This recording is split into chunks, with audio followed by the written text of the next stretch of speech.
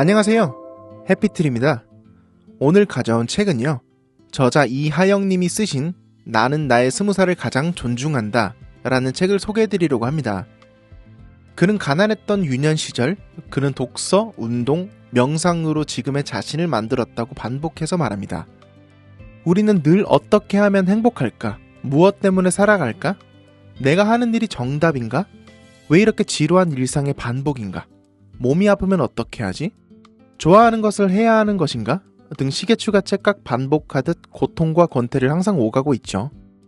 저의 종교적 신념과 더불어 삶에서 가장 중요하게 생각하는 부분의 가치관의 결이 비슷하기에 시간 가는 줄 모르고 가볍게 읽기 시작했지만 무겁게 덮은 책입니다.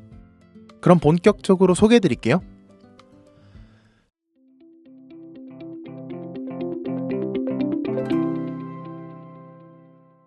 저자의 신념을 미뤄보았을 때 불교의 영향을 많이 받은 듯 했습니다.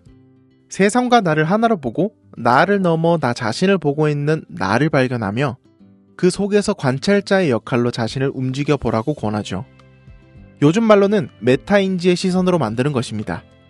그러면 영화를 보는 관객의 입장이 되어 훨씬 수월하고 객관적으로 판단할 수 있기 때문이에요. 삶의 고통에서 벗어나는 합리적인 방법은 3가지를 하면 됩니다. 마음 공부를 하고 삶의 기본기를 다지고 즐겁고 충실하게 살면 됩니다.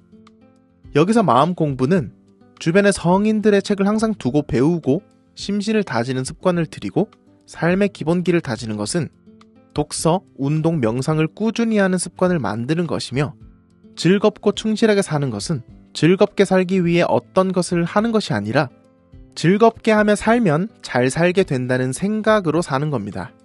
즐거워지기 위해 살면 즐거워지지 못하죠.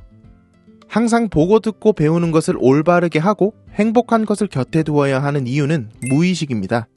심리학자 칼 융은 무의식을 의식화하지 않으면 무의식의 삶이 방향을 결정하고 우리는 이것을 운명이라 부른다고 했죠.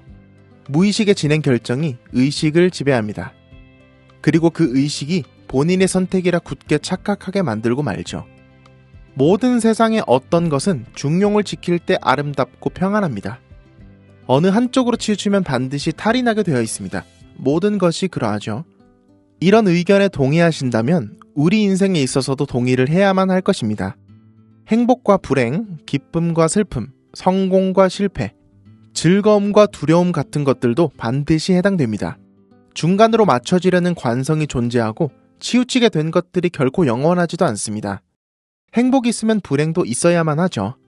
이것을 체화하지 못하면 불행에 괴로워하고 실패에 주눅이 듭니다. 결과는 찰나의 과정이고 과정은 결과의 연속입니다. 베품과 기부와 감사라는 것은 부자들의 권리이자 특권임을 알고 있었습니다. 현실의 돈은 줄어들지만 마음의 풍요는 커지는 행위인 거죠. 부자가 되기 위해서 살아간다면 현실의 돈을 절대 밖으로 내지 않으려 할 것입니다. 하지만 아이러니하게도 그렇게는 부를 이룰 수 없다고 설명하죠. 욕망은 욕망을 추구하게 되고 마음의 풍요가 없는 상태에서는 이런 상태가 물질적 갈망만 추구하게 됩니다. 결국은 그치지 않는 목마름으로만 진행될 거예요.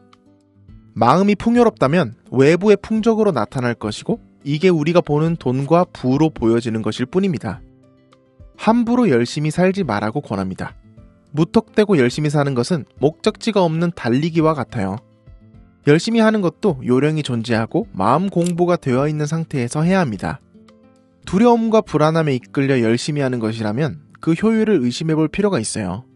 과거와 현재, 미래가 연결되어 있거나 혹은 같은 선상에 존재하는 것이라면 현재를 할 수 있는 지금 이 시점 연속의 순간들이 행복하다면 방금 지난 과거도 행복했고 같은 선상에 있거나 다가올 미래도 행복하거나 그럴 확률이 굉장히 높지 않을까요?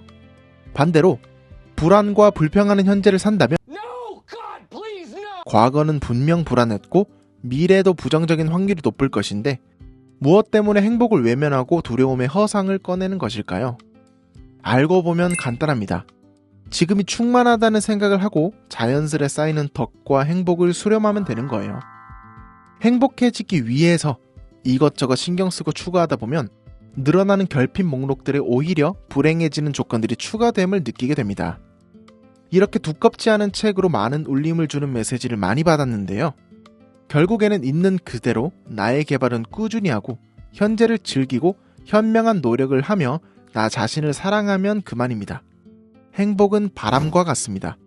잡는다고 잡아지지도 않고 내려놓고 비워내고 느껴야만 하죠. 잡으려고 애써도 잡히지 않음에 화만 돋게 될 뿐입니다. 저는 마지막으로 이 한마디를 꼭 덧붙이고 싶습니다. 소나무는 참나무를 부러워하지 않습니다.